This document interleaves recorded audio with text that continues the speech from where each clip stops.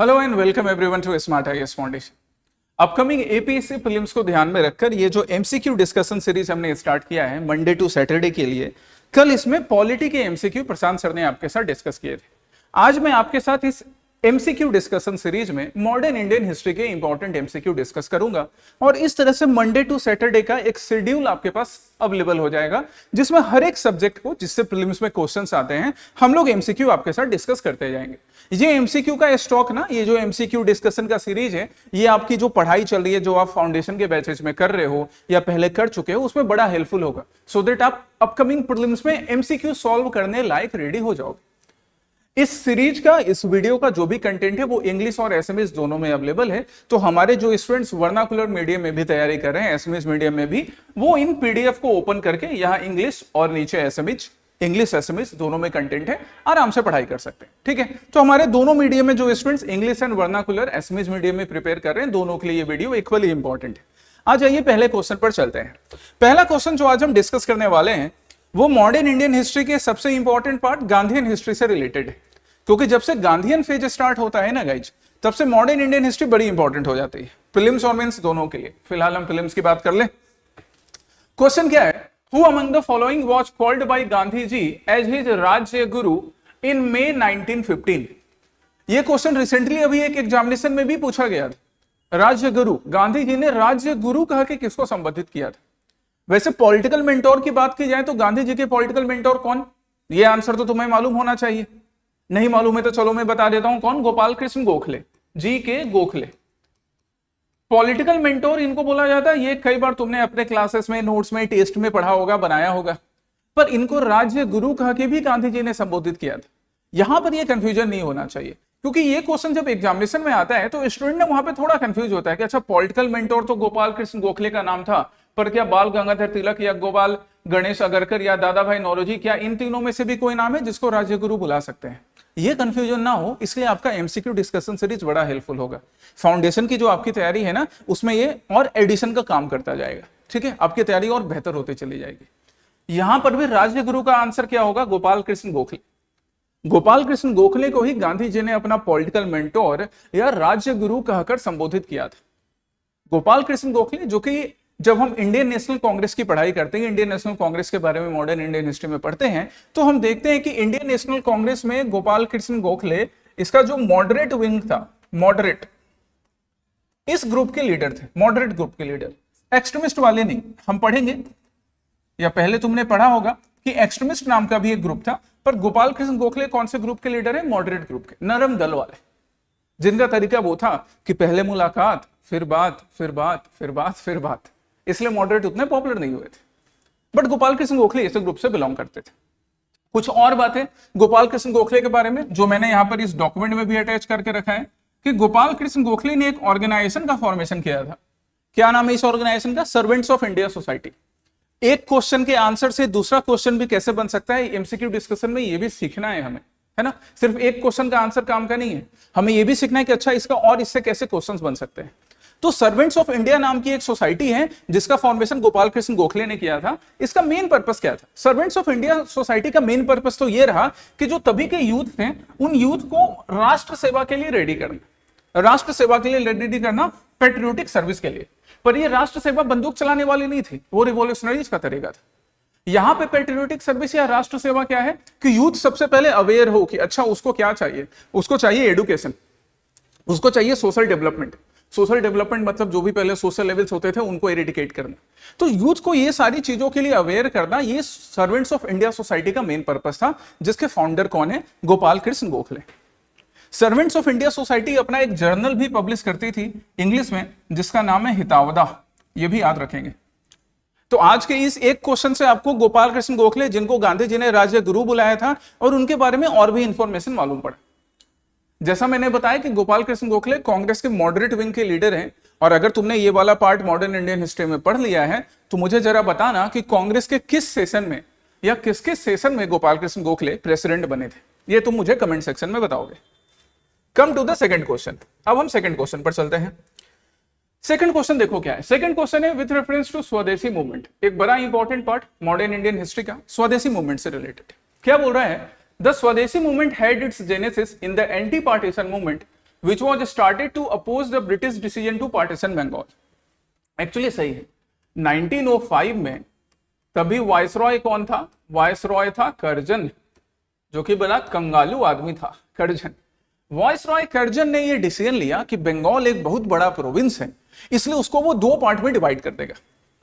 दो पार्ट में बंगाल को डिवाइड करने का उसने डिसीजन लिया। ये बन गया ईस्ट बंगाल न्यू प्रोविंस, जिसका कैपिटल बनाया गया था, क्या बनाया गया था कैपिटल? प्रेजेंट डे बांग्लादेश का कैपिटल ढाका। और बाकी का ये बंगाल बच गया वेस्ट बंगाल, जिसका कैपिटल अभी भी वही कोलकाता रहेगा, जिसमें बिहार उड़ीसा वाले पार्ट्स आ गए। और ये ईस्ट बंगाल में मोस्टली जो प्रेजेंट डे बांग्लादेश है, बाकी बंगाल का कुछ पार्ट, थोड़ा सा आसाम का पार्ट, ये आ गया। कर्जन ने ये बोला कि एडमिनिस्ट्रेटिव पर्पस से इसका डिवीजन कर रहे हैं, पर एक्चुअल इंटेंशन एडमिनिस्ट्रेटिव पर्पस नहीं था। एक्चुअल इंटेंशन क्या था? हिंदू मुस्लिम यूनिटी को ब्रेक करना। एक्चुअल इंटेंशन क्या था? कि जो नेशनलिज्म बंगाल से राइज कर रहा था उसको ब्रेक करना। इन इंटेंशंस के थ्रू कर्जन ने बंगाल का पार्टीशन किया था। जब लोगों को मालूम पड़ा तो लोगों ने क्या बोला? खेला हो बे, और फिर खेला हो गया। बंगाल में खेला बहुत होता है, और वही खेला क्या है? स्वदेशी मूवमेंट। पहला स्टेटमेंट करेक्ट है, बिल्कुल खेला हो बे वाला। दूसरा, Aurobindo Ghosh was in favor of extending the movement to the rest of India and carrying it beyond the program of just Swadeshi and boycott to a full-fledged political mass struggle. देखो, Aurobindo Ghosh जो है ना, ये हमारे extremist group के leader. Moderate extremist के बीच का difference देखो, मैं तुमको समझाता हूं, याद ऐसे रखना है। राजकुमार साहब की मूवी का एक बड़ा पॉपुलर डायलॉग है कि पहले मुलाकात, फिर बात, फिर जरूरत पड़ी तो लात।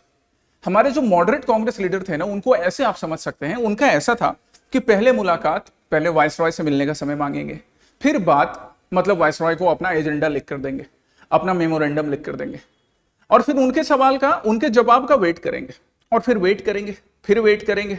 मतलब पहले मुलाकात, फिर बात, फिर बात, फिर बात, यही मॉडरेट चलता था। एक्सट्रीमिस्ट का थोड़ा आगे तक था। उनका था कि भैया मुलाकात के लिए बहुत हो गया, हमारे पहले सीनियर लीडर मॉडरेट्स ने मुलाकात कर ली, अब मुलाकात नहीं, अब बात कि भाई ये बात मान लो, बंगाल का पार्टीशन कैंसिल करो, और नहीं तो फिर लात। लात यहां पर कैसा था कि हम स्टार्ट करेंगे क्या? स्वदेशी मूवमेंट, खेला हो गए, बंगाल से खेला हो गया। ये था एक्सट्रीमिस्ट का तरीका। मॉडरेट एक्सट्रीमिस्ट के लिए ये वाला राजकुमार साहब का डायलॉग याद रखोगे, बढ़िया याद रहेगा, ठीक है। तो हमारे अरबिंदो घोष इसी एक्सट्रीमिस्ट ग्रुप के लीडर है। इनका यही बिलीफ था कि जो बंगाल पार्टीशन से स्टार्ट हुआ है स्वदेशी मूवमेंट, हम इसको बंगाल से निकालकर बाकी जगहों पर भी पॉपुलर कर सकते हैं। सेकंड स्टेटमेंट भी करेक्ट है। आंसर क्या होना चाहिए? सी, बोथ 1 और 2। बाकी बंगाल पार्टीशन के बारे में आप अपने क्लास नोट्स से और ज्यादा डिटेल में पढ़ सकते हो। बंगाल पार्टीशन। चलिए थर्ड क्वेश्चन पर चलें। सही है ना अभी तक? कहीं दिक्कत हो कमेंट सेक्शन में पूछना है, दिक्कत कहीं पर भी हो, कंफ्यूजन हो। थर्ड क्या है? Consider the following statements regarding the ब्रह्म समाज। ब्रह्म समाज से रिलेटेड कौन है ब्रह्म समाज के फाउंडर? राजा राम मोहन रॉय।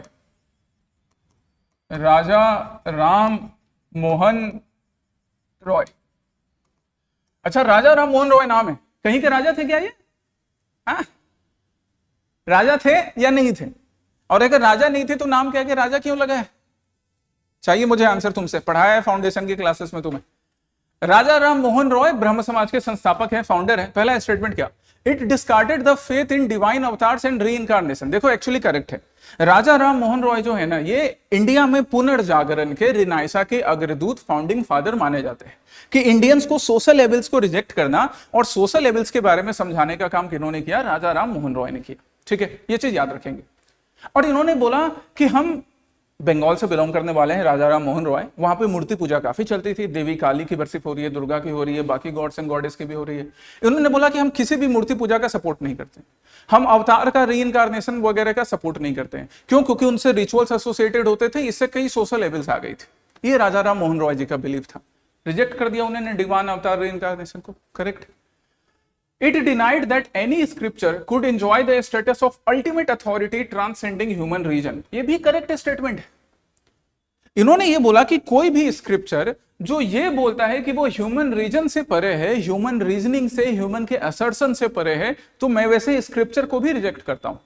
यहां पर इन्होंने ये नहीं बोला कि वेदों में गलत बात लिखी है या किसी बुक में, बस इन्होंने एक जनरल स्टेटमेंट दिया था कि any scripture which is denying the existence of human reasoning and assertion, which is denying the existence of logic in human thoughts, I am rejecting that literature. Correct है।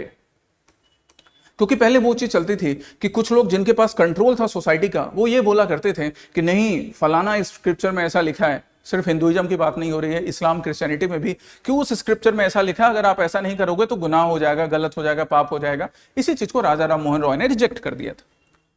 It actively campaigned against the caste system and untouchability from its inception under Ram Mohan Roy. ये भी देखो correct है, राजा Ram Mohan Roy social reformer थे और हमेशा इन्होंने society में, चाहे वो सती सिस्टम बैन करने की बात हो, इनके ही एफर्ट से हुआ, चाहे विमेन एजुकेशन की बात हो, अनटचेबिलिटी की बात हो, इन सब जो भी सोशल एविल होते थे, अनटचेबिलिटी को खत्म करना, विमेन एजुकेशन को प्रमोट करना, सती सिस्टम को खत्म करना, है ना, बाकी सोशल एविल्स को एड्रेस करना, इन सारी चीजों को पॉपुलर करने का काम, एड्रेस करने का काम, सॉल्व करने का काम राजा राम मोहन रॉय और उनकी ब्रह्म समाज ने किया। तीनों स्टेटमेंट करेक्ट है यहां पर, ऑल 1 2 3 आर करेक्ट है, ठीक है, ऑल 1 2 3 आर करेक्ट है। चलिए नेक्स्ट क्वेश्चन पर हम चले, डिटेल में डिस्कस करेंगे, राइट। जहां फिर भी डाउट रह जाए कमेंट सेक्शन में बताना, और जो मैं बीच बीच में प्रैक्टिस क्वेश्चन दे रहा हूं उसका आंसर कमेंट में चाहिए। With reference to the revolt of 1857, consider the following। 1857 की रिवॉल्ट से रिलेटेड है, बहुत बढ़िया।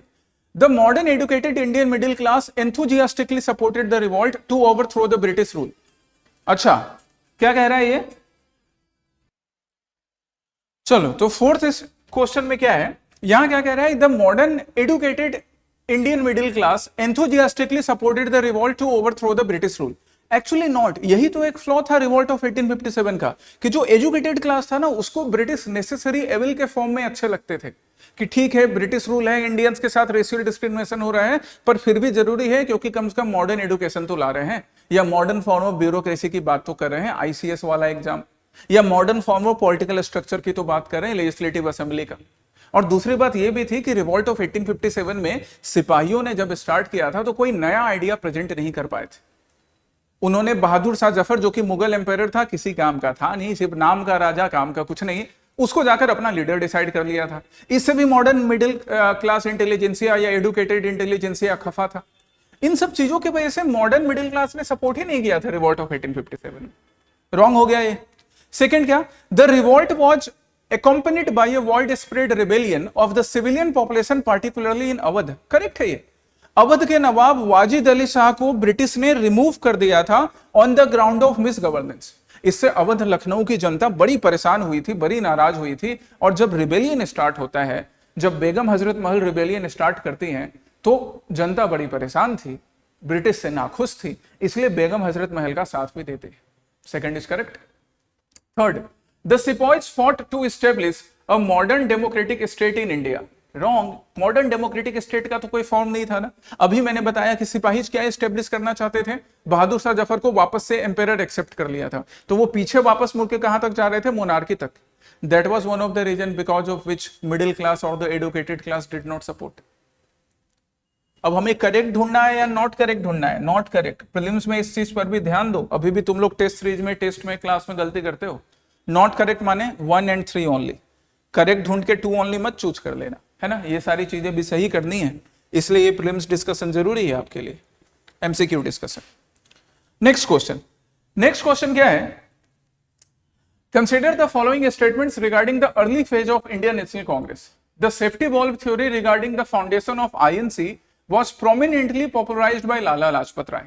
तुमको याद होगा मैंने क्लास में बताया है और आज फिर से समझा देता हूं। एक प्रेशर कुकर हम बनाते हैं, चलो प्रेशर कुकर बनाते हैं, इस क्वेश्चन को बड़ा अच्छे से समझते हैं सेफ्टी वॉल्व थ्योरी से। सेफ्टी वॉल्व थ्योरी, रुको एग्जाम्पल लेते हैं हम प्रेशर कुकर का।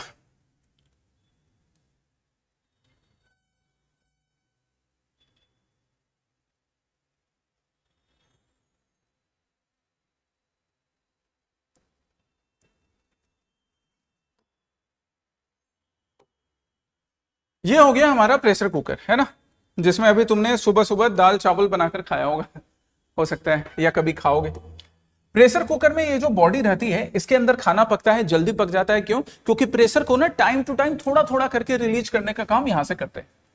सपोज मान लो कि ये जो विसिल है, सीटी है, ये काम करना बंद कर दे, माल फंक्शनिंग स्टार्ट कर दे, तो प्रेशर कुकर फट जाए, उससे बचाने के लिए ये लगाया जाता है सेफ्टी वॉल्व।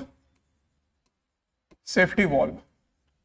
तो हमारे जो कांग्रेस का फॉर्मेशन हुआ ना, इस कांग्रेस के फॉर्मेशन में एक रिटायर्ड ब्रिटिश सिविल सर्वेंट का बड़ा इंपॉर्टेंट रोल था। किसका? एओ ह्यूम का। इसलिए एक्सट्रीमिस्ट ग्रुप के लीडर जैसे लाला लाजपत राय, ये एक्सट्रीमिस्ट ग्रुप के थे जो बात पे नहीं, बात और फिर मुलाकात पे, बात और फिर लात पे बिलीव करते थे। इन्होंने बोला कि एओ ह्यूम का पार्टिसिपेशन कांग्रेस में वैसा ही है जैसा प्रेशर कुकर में या बाकी किसी इंस्ट्रूमेंट में सेफ्टी वॉल्व का होता है। एक्सेस प्रेशर की वजह से प्रेशर कुकर ना फटे, इसलिए यहां सेफ्टी वॉल्व लगा दिया गया है। तो जिस रोज मान लो तुम्हारा ये प्रेशर कुकर का विसिल काम करना बंद कर देगा, तो एक्सेस प्रेशर से प्रेशर कुकर फटे उससे पहले ये बाहर निकल जाएगा। किचन थोड़ा सा गंदा भले होगा पर प्रेशर कुकर ब्लास्ट नहीं करेगा, कोई बड़ा नुकसान नहीं होगा। तो एओ ह्यूम को कांग्रेस में या एओ ह्यूम के हेल्प से कांग्रेस को इंडिया में इसी सेफ्टी वॉल्व की तरह प्लेस किया गया था, सो दैट जब भी पॉलिटिकल प्रेशर ज्यादा बढ़े, इंडियन का डिमांड ज्यादा बढ़े, तो कांग्रेस के कुछ डिमांड को फुलफिल कर लिया जाएगा, पॉलिटिकल प्रेशर खुद ब खुद काम डाउन हो जाएगा। इस तरह से क्रिटिसाइज किया कि इन्होंने लाला लाजपत राय ने किसके फॉर्मेशन को, कांग्रेस के फॉर्मेशन को। यही थी सेफ्टी वॉल्व थ्योरी, तो very popular safety valve theory. याद रहेगा आज से ये, क्लासेस में भी वैसे तुम्हें बताया है फाउंडेशन की क्लासेस में। सो पहला स्टेटमेंट क्या, the safety valve theory regarding the foundation of INC was prominently popularised by Lala Lajpat Rai. Correct, और थ्योरी भी मैंने तुम्हें समझा दी, सेफ्टी वॉल्व थ्योरी। दूसरा क्या, द अर्ली मॉडरेट्स डिमांडेड पूर्ण स्वराज और complete independence from British rule. ना, पूर्ण स्वराज कंप्लीट ब्रिटिश रूल मांगने में तो बहुत टाइम लग गया था भैया। कब मांगा हमने पूर्ण स्वराज? 1929 के लाहौर सेशन में।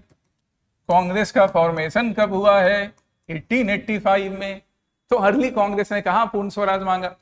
अर्ली कांग्रेस तो मॉडरेट वाले थे, पहले मुलाकात फिर बात फिर बात फिर बात फिर बात फिर बात करते रह जाते थे, पूर्ण स्वराज की बात ही नहीं की थी। पूर्ण स्वराज की बात कांग्रेस ने 1929 के लाहौर सेशन में की। सेकंड स्टेटमेंट रॉन्ग, करेक्ट ढूंढना था, आंसर क्या होगा? A only. करेक्ट इनकरेक्ट पे ध्यान देना है, कौन से क्वेश्चन में क्या पूछ रहा है। नेक्स्ट पर चलें, 6, consider the following statements regarding Rowlatt act. Her topics को मैंने टच किया है मॉडर्न हिस्ट्री के, इस तरह करके पूरा मॉडर्न हिस्ट्री हम लोग एमसीक्यू के हेल्प से रिवाइज करेंगे, है ना, ये टारगेट रहेगा हमारा। पहला स्टेटमेंट क्या, the anarchical and revolutionary crimes act of 1919 was based on the recommendations of the Sedition Committee headed by Sir Sidney Rowlett। Actually ये जो रॉलेट एक्ट है ना, जिसको कांग्रेस ने ब्लैक एक्ट भी कहा था, इसी रॉलेट एक्ट को कांग्रेस ने क्रिटिसाइज किया था। नो अपील, नो दलील, नो वकील, ऐसे करके क्रिटिसाइज किया था। ये टेक्निकली एक्चुअली में कौन सा एक्ट था? The anarchical and revolutionary crimes act 1919। इसी का पॉपुलर नाम क्या है? Rowlatt act. क्यों पॉपुलर नाम है रॉलेट एक्ट? क्योंकि जिस कमेटी ने इस एक्ट को रिकमेंड किया था, इस एक्ट के टेक्निकलिटीज को रिकमेंड किया था, उस कमेटी के चेयरमैन कौन थे? Sir Sidney Rowlatt. That's why popularly act का नाम क्या पड़ गया? Rowlatt act. अदरवाइज उसका ओरिजिनल नेम क्या होगा? Anarchical and revolutionary crimes act of 1919। First world war खत्म हुआ था, गदर मूवमेंट खत्म हो चुका था, बट पंजाब में और इंडिया के कुछ पार्ट में अभी भी रिवॉल्यूशनरी एक्टिविटी राइज कर रहे थे। उनको कंट्रोल करने के लिए रॉलेट एक्ट या anarchical and revolutionary crimes act 1919 लाया गया। क्लियर? पहला स्टेटमेंट करेक्ट। दूसरा क्या, Mahatma Gandhi organise the Satyagraha Sabha to coordinate nationwide protest against this act. ये भी करेक्ट है।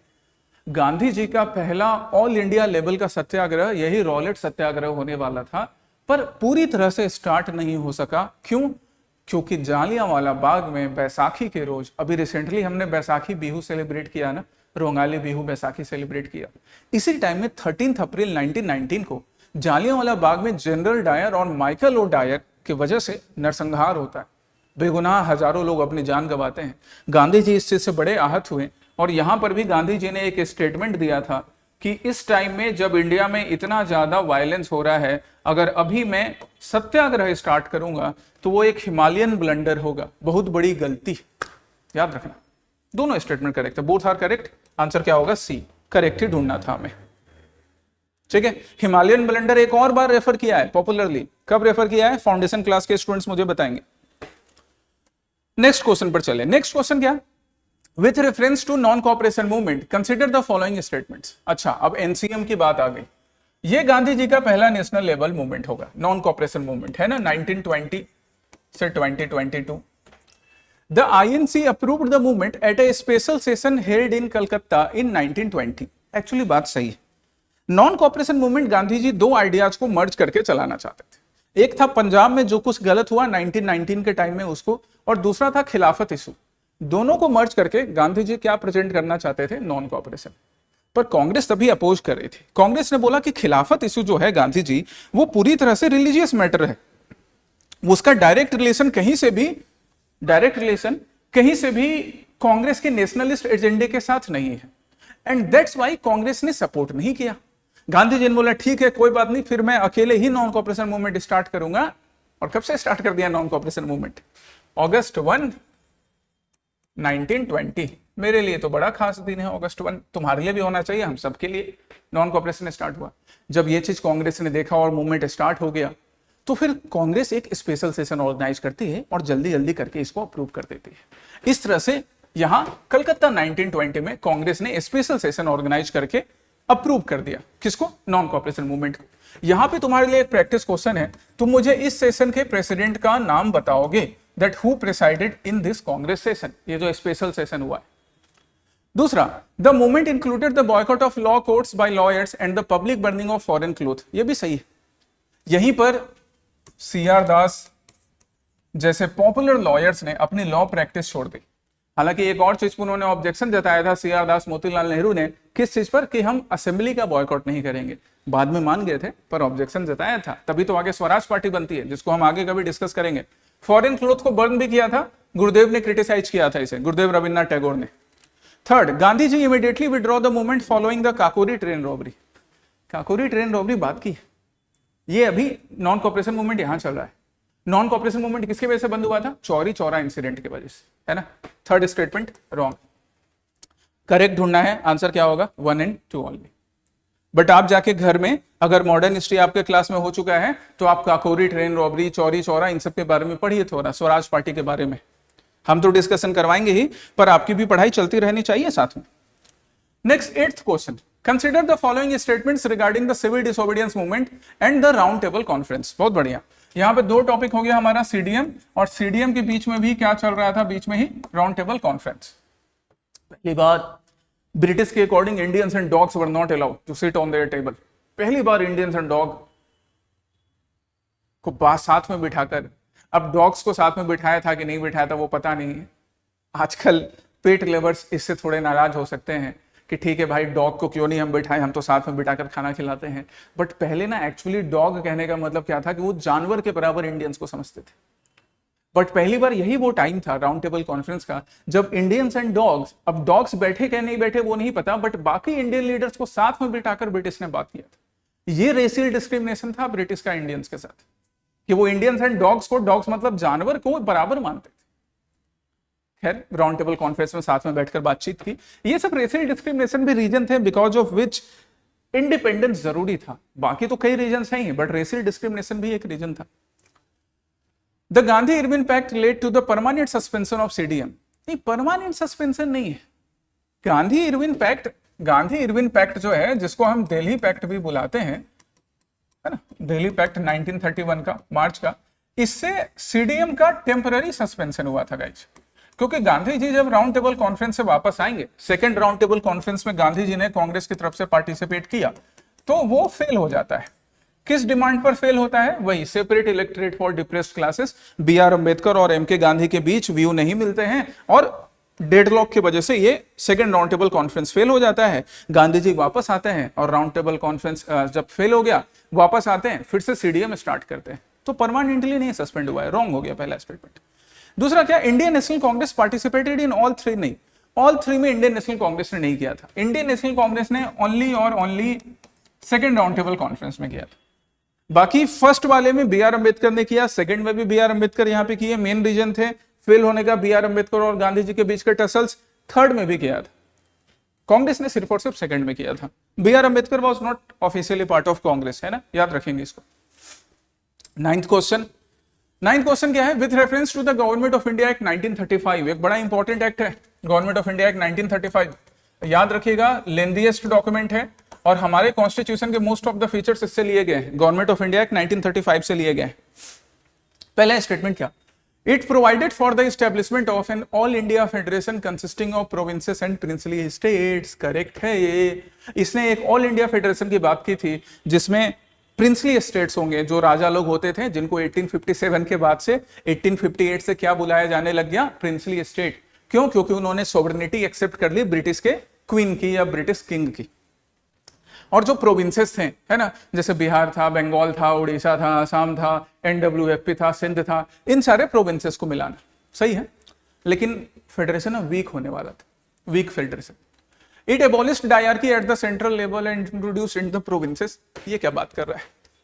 डायरकी तो प्रोविंसेस में 1919 में इंट्रोड्यूस हुई, साइमन कमीशन आया, साइमन कमीशन ने डायरकी एबॉलिश करने की बात की, गवर्नमेंट ऑफ इंडिया एक्ट 1935 में ये बात मान ली गई। इंडियंस की कुछ कुछ बात कभी कभी वो भी मान लेते थे।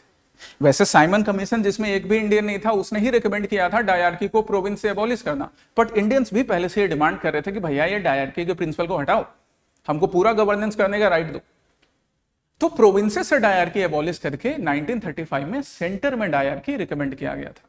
हालांकि वो सेंटर कभी एग्जिस्टेंस में ही नहीं आएगा, क्योंकि ये ऑल इंडिया फेडरेशन एग्जिस्टेंस में नहीं आ पाता है। ठीक है, फर्स्ट स्टेटमेंट हमारा करेक्ट था, second wrong. Third, it provided for the establishment of a reserve bank of India to control the currency and credit of the country. एकदम करेक्ट है। यहीं से एक रिजर्व बैंक ऑफ इंडिया का भी recommendation था, जो एक्चुअली एग्जिस्टेंस में भी आता है। करेक्ट ढूंढना है तो आंसर क्या होगा, 1 and 3 ओनली। और रिजर्व बैंक ऑफ इंडिया इस वजह से गवर्नमेंट ऑफ इंडिया 1935 से आया, उसके पीछे कई रीजन है। एक मेन रीजन तो यहाँ पर ऑल इंडिया फेडरेशन का एस्टेब्लिशमेंट हो रहा है, तो इस एस्टेब्लिशमेंट के लिए एक रिजर्व बैंक होना चाहिए, या फिर एक ऐसा बैंक होना चाहिए जो पूरे फेडरेशन के क्रेडिट मेजर्स को देखे। दूसरी तरफ कांग्रेस का भी डिमांड पहले से चल रहा था। यहां पर BR अम्बेडकर के भी डिमांड को याद रखिएगा, कभी रिजर्व बैंक ऑफ इंडिया के भी बारे में हम लोग बात करेंगे, वैसे इकोनॉमिक्स की क्लासेस में तुम पढ़ोगे ही। BR Ambedkar was very instrumental behind the formation of reserve bank of India. ये पहले से डिमांड कर रहे थे कि एक ऐसा बैंक होना चाहिए जिसमें ब्रिटिश एक्चुअली इंटरफेयर ना करे डायरेक्टली। अदरवाइज ब्रिटिश के डायरेक्ट इंटरफेरेंस की वजह से या प्राइवेट इंटरफेरेंस की वजह से कंट्री की जो इकोनॉमिक स्टेटस थी ना, वो खराब होते जा रही थी, इकोनॉमिक जो कंडीशन थी वो खराब हो रही थी। तो रिजर्व बैंक ऑफ इंडिया आया। यहां पर एक और हम कमीशन की बात करेंगे, ये देखो मैंने मेंशन करके रखा है, कई प्रीलिम्स क्वेश्चन में पूछा है, Hilton young commission. Reserve bank of India के फाउंडेशन के लिए हिल्टन यंग कमीशन भी बड़ी इंपॉर्टेंट है। इस कमीशन के रिकमेंडेशंस के अकॉर्डिंग भी आरबीआई का फॉर्मेशन पॉसिबल हो पाया। सो आरबीआई के लिए BR अम्बेडकर की डिमांड्स, हिल्टन यंग कमीशन और गवर्नमेंट ऑफ इंडिया एक्ट के लिए जो कुछ भी डिस्कशन हुआ था, वो सारी चीजें मिलकर फाइनली आरबीआई का फॉर्मेशन होता है। एक पहले भी आरबीआई एक्ट नाम से 1934 में एक एक्ट का फॉर्मेशन हुआ था, ये भी एक पार्ट है, स्टैट्यूटरी प्रोविजंस यहां से इसको मिले थे। इस तरह से फाइनली आरबीआई बनती है, पहले कोलकाता में, फिर उसके बाद मुंबई में, जहां अभी प्रेजेंट में है। Last but not the list question regarding cabinet mission plan 1946, है ना, ये लास्ट प्लान था, डिटेल था, ब्रिटिश इस बार सॉल्यूशन ढूंढने आए थे। By the way cabinet mission plan के मेंबर कौन कौन थे? 3 मेंबर थे, मेन मेंबर्स, नाम बताओ कमेंट में। It explicitly propose the creation of a sovereign state of Pakistan ना, यहां तक ब्रिटिश ने एक्सप्लिसिटली पाकिस्तान का नाम नहीं लिया था, बड़े समझदार थे। वो नहीं चाहते थे कि वो आजादी देकर किसी रीजन से जाएं और वो उसका बंटवारा हो जाए। आगे आने वाली जनरेशन भी उनके ऊपर थूकती कि तुम आए तो थे एक देश में, जा रहे हो बंटवारा करके। इस चीज से बचने के लिए एक्सप्लिसिटली नाम नहीं लिया था कैबिनेट मिशन ने। वो तो बाद में जाके फरवरी 1947 में एटली के स्टेटमेंट में क्लियर हुआ कि अगर कॉन्स्टिट्यूशन असेंबली पूरी तरह से फुल्ली रिप्रेजेंटेटिव नहीं होती है तो हम पावर 1 से ज्यादा, 2 से ज्यादा, 3 से ज्यादा सेंटर में ट्रांसफर करके चले जाएंगे। This statement is wrong, explicitly नहीं था। हालांकि प्रोविंसेस का ग्रुपिंग, जो प्रोविंशियल ग्रुपिंग है, प्रोविंशियल ग्रुपिंग है ना कैबिनेट मिशन में, वो group A, group B, group C में किया गया था, और ये ग्रुपिंग कम्युनल ग्रुपिंग थी। तो ये सारी चीजें इंडिकेशन था कि पाकिस्तान बनेगा, एक से ज्यादा पाकिस्तान बनेगा, लेकिन एक्सप्लिसिटली बोल के नाम नहीं लिया था। दूसरा, it recommended a weak central government controlling only foreign affairs, defence and communication. एकदम करेक्ट है, करेक्ट ही हमें ढूंढना था, आंसर क्या होगा 2 only. Actually cabinet mission plan ने पाकिस्तान का नाम नहीं लिया, लेकिन जो प्रोपोज्ड फॉर्म ऑफ गवर्नेंस वो सजेस्ट कर रहे थे, उसमें सेंट्रल गवर्नमेंट के पास defence, foreign affairs and communication ही दिया जा रहा था, बाकी चीजें प्रोविंसेस को दे दी गई थी। सो सोचो अगर प्रोविंसेस के पास ज्यादा पावर हो तो कल को कोई एक प्रोविंस या कोई ग्रुप ऑफ प्रोविंसेस मिलकर ये डिमांड कर सकता था ना कि हमको भारत से अलग होना है, तो इंडिया का एक बंटवारा नहीं, वही मैंने बोला ना, एक पाकिस्तान नहीं, कई पाकिस्तान बन जाते। Most of the power provinces को दे रहे थे। कांग्रेस ने इसको ऑब्जेक्ट किया था कि हमको स्ट्रॉन्ग सेंटर चाहिए, जो कि हमने कॉन्स्टिट्यूएंट असेंबली में बनाया भी, स्ट्रॉन्ग सेंटर, है ना। तो 2 is correct, 1 was false. Correct ढूंढना था क्या? हाँ, आंसर क्या होगा? 2 ओनली। ये रहे आपके आज के 10 प्रीलिम्स बेस्ड प्रैक्टिस क्वेश्चंस, उनका डिस्कशन। ठीक है, इसका जो डॉक्यूमेंट है ये कमेंट सेक्शन में अवेलेबल रहेगा, इंग्लिश हिंदी जिसमें आपको पढ़ना है उसमें आप पढ़ सकते हो। क्रैश कोर्स एपीएससी प्रीलिम्स के लिए 24 अप्रैल से स्मार्ट आईएएस फाउंडेशन में स्टार्ट हो रही है। इसमें इनरोलमेंट करना है, आप इंक्वायरी नंबर पे कॉल करके इंफॉर्मेशन गैदर कर सकते हो, या कमेंट सेक्शन में एक फॉर्म रहेगा गूगल फॉर्म, उससे फिल करके एपीएससी क्रैश कोर्स में अपना एडमिशन इंश्योर कर सकते हो। ठीक है, अपनी पढ़ाई कंटिन्यू करते चले जाओ। कल स्मार्ट आईएएस फाउंडेशन में हम लोग एमसीक्यू डिटेल डिस्कशन वाला ये जो हमारा सेशन है प्रीलिम्स को टारगेट करते हुए, उसमें नए सब्जेक्ट के साथ मिलेंगे। ओके, टेक केयर, जय हिंद।